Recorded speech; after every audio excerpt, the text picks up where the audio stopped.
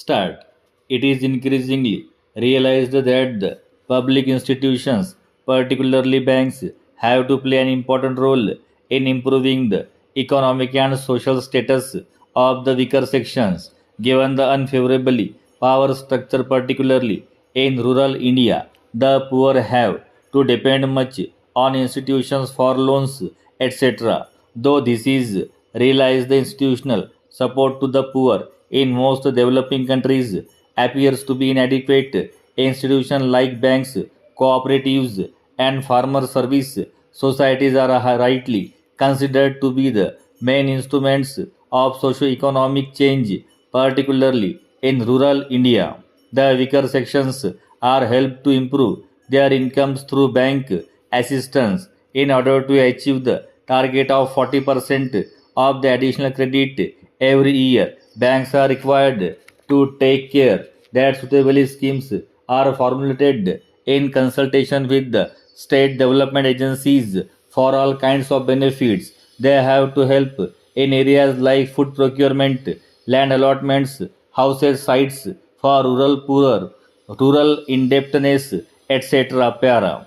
With a view to helping the weaker sections, banks are taking increasing interest in financing self-employment schemes with due institutional support. Self-employment schemes will be readily rewarding, yet banks are facing a number of difficulties in financing self-employment schemes. Getting a loan involves undue delay and heavy cost as it requires the recommendation of five persons.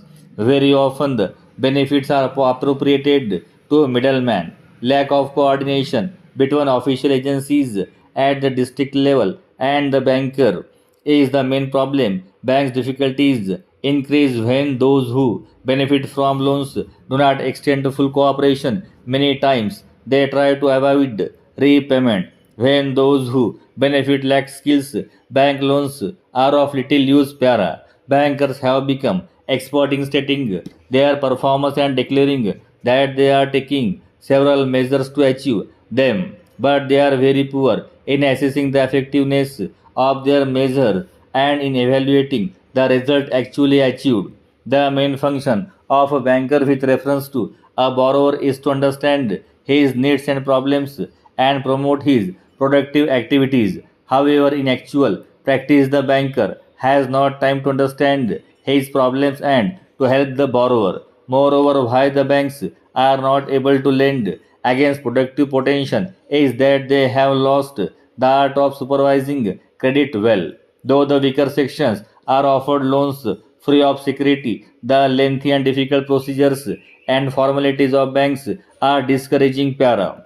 At present, banks depend on field officers who visit in rural areas to find out prospective borrowers and assess their reasonableness. But often these procedures have resulted in the flow of credit to the unreliable and deprivation of credit to the really deserving. The trouble is that the field officer cannot stay long in a particular village to find out the genius borrowers. His period of stay has to be unnecessarily short as he has to cover a number of villages. Therefore, there must be a local person to man the banking operations in specified rural areas. It is important to see that credit is utilized for the approval purposes so that neither the lender nor the borrower will be at a loss.